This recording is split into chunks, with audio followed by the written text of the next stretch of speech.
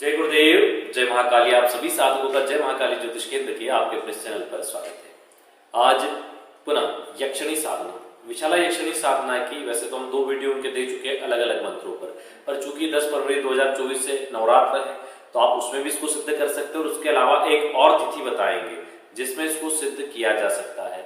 और विशाला यक्षिणी एक ऐसी यक्षिणी है जो जीवन की संपूर्ण मनोकामनाओं को पूर्ण करती है और पूर्ण रूप से सिद्ध होने पर यह शक्ति इच्छित मनोकामनाओं को पूर्ति करने वाला एक दिव्य रसायन प्रदान करती है, ऐसा इसके बारे में तंत्र शास्त्रों में कहा गया है। इस अभूतपूर्व विशाला यक्षिणी की साधना की संपूर्ण प्रक्रिया बताएंगे। 2 प्रक्रिया बता रहे हैं। एक तो चूंकि आप नवरात्र पास में है तो बिना यंत्र माला के कैसे करेंगे इस साधना को, उसका विधान दे रहे हैं। और दूसरा इसका संपूर्ण विधान है जो इसका वास्तविक विधान है, जिसके विधान से इसको सिद्ध किया जाता है, अर्थात प्रत्यक्ष करने की क्रिया को किया जाता है। जो आज विधान आपको देंगे वो इसके आर्थिक लाभ को देने वाला विधान है। वो अलग विषय है कि आपके भाव के साथ प्रत्यक्षीकरण हो और आपको उनकी कृपा की प्राप्ति हो, क्योंकि कोई भी साधना करते हो खाली नहीं जाती है, उनकी कृपा तो मिलेगी ही। उनके जो आर्थिक लाभ है आपको धन संबंधित या स्वास्थ्य संबंधित हो तो आपको प्राप्त होते ही है, लेकिन प्रत्यक्षीकरण का विषय अलग हो जाता है। प्रत्यक्षीकरण के लिए इनके पूर्ण विधान को कैसे फॉलो करना है वो भी आपको बता देंगे। सर्वप्रथम चूंकि नवरात्र है सामने तो आप उस विधि को समझ लीजिए कि इसको करना कैसे है। इसको आप नवरात्र के प्रथम दिन से शुरू कर सकते हैं। इस दिव्य साधना को आप प्रातःकाल या फिर रात्रि में, प्रातःकाल 4 बजे से या रात्रि में 10 बजे के बाद शुरू करें। इस साधना में स्वच्छ हो पीले वस्त्र आप धारण करें, उत्तरमुखी होकर बैठें और बाजूर पर भी एक पीला कपड़ा बिछा दें। पीला कपड़ा बिछाने के बाद आप उसके ऊपर गुरु चित्र स्थापित करें और यदि आपके पास यक्षिणी यंत्र हो तो ठीक, नहीं हो तो आप माँ दुर्गा की प्रतिमा स्थापित कर दें, उनका पूजन करें और सर्वप्रथम स्थापित करें, अपना पवित्रीकरण आचमन करें और घी का दीपक या तिल के तेल का दीपक प्रज्वलित करें। उसके बाद दीपक का भी पूजन करें। दीपक पूजन के पश्चात आप गुरु पूजन कर लें। मानसिक रूप से अगर गणेश जी की प्रतिमा स्थापित हो ठीक, नहीं तो मानसिक रूप से श्री गणेश पूजन कर लें। उसके बाद में आप हाथ में जल लेके संकल्प लें कि मैं सदगुरुदेव की साक्षी में, स्थान देवता वास्तु देवता की साक्षी में और माँ जगदम्बा की साक्षी में विशाला यक्षिणी साधना करने जा रहा हूँ। हे मातेश्वरी, इसमें मुझसे कोई भूल चूक हो तो क्षमा करें, क्योंकि सारे स्वरूप आपके ही हैं और यदि आप मुझे इस लायक समझती हैं तो हे माँ, आपकी कृपा से मुझे विशाला यक्षिणी सिद्धि प्राप्त हो, उस और उनकी कृपा से मैं धन, अर्थ और काम आदि से संपन्न हो जाऊं। हे मातेश्वरी, कभी न खत्म होने वाली संपदा, अतुल ऐश्वर्य की मुझे प्राप्ति हो, ऐसा आशीर्वाद दें। सदैव धर्म पद पर रहूं, ऐसा आशीर्वाद दें बोल के जल छोड़ दें। उसके बाद आप माँ दुर्गा की प्रतिमा है तो उसको स्नान करवाएं, पूजन करवाएं और पूजन करके स्थापित कर दें यथास्थान। अब लाल फूल इसमें आप चढ़ाएं। भोग के लिए आप कोई भी चीज रख सकते हैं, मिठाई, खीर आदि भोग लगा सकते हैं। मीठे में कुछ भी भोग लगा सकते हैं, बाद में वो भोग स्वयं ग्रहण करें।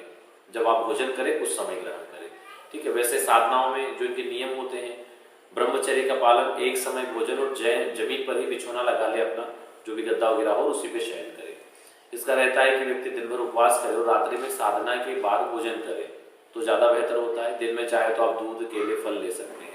अब इसमें जो बीमार व्यक्ति हैं उनके लिए ऐसी कोई बाउंडेशन नहीं है, वो 2 टाइम भोजन कर सकते हैं। बीमार यानी किसी को कोई जैसे डायबिटीज वगैरह कुछ है, वैसे उन लोगों को उपवास वगैरह नहीं करना चाहिए, क्योंकि डॉक्टर सलाह नहीं देते, तो इस वजह से थोड़ा सा ध्यान रखिए। स्वस्थ व्यक्तियों के लिए ही है।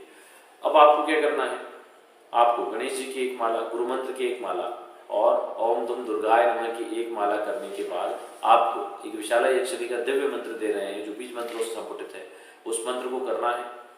और इस मंत्र को करने के बाद इसकी विधि बताएंगे कि दूसरी विधि से इसको कैसे किया जाए। 9 दिन तक की यह प्रक्रिया है। 9 दिन तक आप इनका जप करेंगे। 9 दिन जप करने के बाद आप इसका दशांश हवन करेंगे, ठीक है। 1 लाख मंत्र जप का विधान है इसमें, यानी 100 माला इसमें 110 या 110 माला 115 माला आप डेली कर लें तो हो जाएगा। फिर इसका जो दशांश होता है 10,000 मंत्रों का, अगर आप हवन न कर पाए तो फिर आप इसका दशांश केवल मंत्र जप कर लें, पर्याप्त है। ये विधि है। इसके आर्थिक लाभ और धन संबंधित समस्याओं के निवारण के लिए इस दिव्य साधना को सिद्ध कर लें। जीवन भर ये आपका साथ निभाएगी और जीवन भर आपके लिए धन की व्यवस्थाएं होती रहेगी, नए नए रास्ते खुलेंगे, आप संपन्न होते जाएंगे, वैभवशाली होते जाएंगे और जीवन के आपके अभिलाषित समस्त कामनाएं ये पूर्ण करती रहेगी। अब इसका जो दूसरा विधान है वो भी बताओ, उससे पहले इसका मंत्र नोट कर लीजिए। मंत्र आपकी स्क्रीन पर है, क्योंकि हम बोल के नहीं बताते ज्यादातर मंत्रों को। और इसका जो विशेष प्रयोग है उसको भी सुनिए। इसका जो प्रयोग है वो भाद्र मास में किया जाता है, जिसको प्रत्यक्ष करने के लिए किया जाता है। वो भाद्र मास की सप्तमी तिथि में प्रातःकाल स्नान कर ले, ठीक है, और अपने जो दैनिक कृत्य उनसे निवृत्त होकर स्नान के पश्चात आप स्वच्छ वस्त्र पहन लें, पीले वस्त्र। और चिरमिटी का एक वृक्ष होता है, गूगल पे सर्च करेंगे चिरमिटी वृक्ष तो आ जाएगा। उस चिरमिटी के वृक्ष के नीचे बैठकर आपको इसके 1,00,000 मंत्र जप करने हैं, ठीक है। हो सकता है इसमें आपको 2 दिन, 3 दिन, 7 दिन लगे, क्योंकि फिर इस पे जो बैठा जाता है तो कंटिन्यू बैठा जाता है। ऐसा नहीं कि आप कोई काम कर रहे हैं, कुछ नहीं, आपको अगर काम से भी तो छुट्टी लेके बैठना होता है। और इसमें जो यंत्र होता है उस यंत्र को भी वहीं पर चिरमिटी के वृक्ष के पास आप सामने एक बाजूट लगा लें और उसके ऊपर यंत्र को स्थापित कर दे और यंत्र का सामान्य पूजन करके घी या तिल के तेल का दीपक, वैसे इसमें शुद्ध घी का दीपक हो तो ज्यादा बढ़िया है, गाय के घी का, और उसको जलाकर पवित्रीकरण आचमन जैसे अभी पूजन विधि बताई है इसमें वैसे ही पूजन विधि करके और फिर आप मंत्र जब शुरू करें। इसमें भी 1,00,000 मंत्र जप का विधान है, मतलब आपको चिरमिटी के वृक्ष के पास ही अपनी कुटिया बनानी पड़ेगी, वहीं रहना, वहीं सोना। और इसमें जो विशाला यक्षिणी माला है उसी का प्रयोग होगा और विशाला यक्षिणी जो यंत्र है उसी का प्रयोग होगा। करने के बाद में जो सौंफ होती है, आपको पहले से ये सारी व्यवस्थाएं करनी पड़ेगी। सौंफ के फूल होते हैं, तो सौंफ के फूल शुद्ध घी के साथ मिलाकर अगर आप हवन करेंगे तो पंचोपचार पूजन मंत्र जब दशांश हवन और तर्पण करना इसमें जरूरी है। तो आप जब दशांश हवन कर देंगे, तर्पण मार्जन कर देंगे, तो उसके बाद ही इस पे कहा जाता है कि विशाला यक्षिणी प्रकट होकर दिव्य पदार्थ देती है, जिससे समस्त कामनाओं की पूर्ति होती है। खैर लंबी प्रक्रिया है, हर व्यक्ति चिरमिटी का वृक्ष कहाँ ढूंढेगा, हर व्यक्ति सौंफ के फूल इतने सारे कहाँ से लाएगा, 10,000 फूल है, 10,000 फूल की आवश्यकता नहीं है, 1,000 फूल के भी 10 टुकड़े करके 10,000 बनाए जा सकते हैं, लेकिन कम ज्यादा हो जाता है और घी में मिला के हवन भी किया जा सकता है, कोई बड़ा विषय नहीं है, करने वाले कर सकते हैं जो गाँव क्षेत्र से आते हैं। लेकिन जो लोग गाँव क्षेत्र से नहीं है या जिन लोगों को ये सब चीजें अवेलेबल नहीं है, वे लोगों के लिए सीधी सी बात है, वे लोग पहली बताई गई विधि करिए, इस विधि से आपको अवश्य लाभ होगा। इस विधि में अगर आप कुछ और जोड़ना चाहते हैं तो ये कर सकते हैं कि यंत्र माला बुला लें और आप इस साधना को करें। आपके भाव सही हैं तो देवता कहीं भी आ जा सकते हैं, ऐसा कोई जरूरी नहीं है कि वहीं आएंगे। दैविक शक्तियां हैं, ये श्लोक की शक्तियां है, वो सब जगह आ जाती है, अबाध्य है, कहीं पे भी बिना बाधा के आ जाती है। तो आप इनका विशेष पूजन घर पे करके पहली बताई गई विधि से भी यदि इनका घर पे आवाहन करके आप इस साधना को करें, या शिव मंदिर में आवाहन करके साधना को करें, माँ दुर्गा के मंदिर में आवाहन करके करें, कहीं पर झोपड़ी अलग कमरे में एकांत में होकर साधना को कंप्लीट करें, तब भी प्रत्यक्षीकरण हो सकता है। अगर आपके भाव, आपका प्रभाव, अपनी साधना की ऊर्जा बहुत अच्छी आपने बना रखी है, अवश्य प्रत्यक्षीकरण होता है। साधनाओं में एक चीज का ध्यान रखें, किसी को इस विषय पर चर्चा ना करें। कई लोग हैं जिनको स्टार्टिंग में दर्शन भी हुए लेकिन बाद में होना बंद हो गए, क्योंकि उन्होंने ढिंडोरा पीट दिया वाहवाही लूटने के चक्कर में। इस वजह से कई बार हमें लोग आते, कई सारी साधनाओं के लिए बोलते, लेकिन बहुत सारी चीजें हम साधना यहाँ पे नहीं देते, ठीक है। लोग माँ षोडशी त्रिपुर सुंदरी साधना के लिए प्रयास करते हैं, और भी कुछ विशेष साधनाएं जिनके लिए लोग बोलते हैं कि गुरुजी वो डालो, हम नहीं डालते। जो साधनाएं हमारी विशेष है उनका रहस्य हम आपके सामने क्यों खोलेंगे, और वो नहीं खोल सकते। जो हमारी सिद्धि होगी वो आपके सामने नहीं कर सकते, उस चीज की चर्चा नहीं कर सकते। तो इसलिए आप लोग भी अपनी साधनाओं को गुप्त रखिए, अगर सिद्धि चाहते हैं, उसमें सफलता चाहते हैं तो गुप्त रखिए।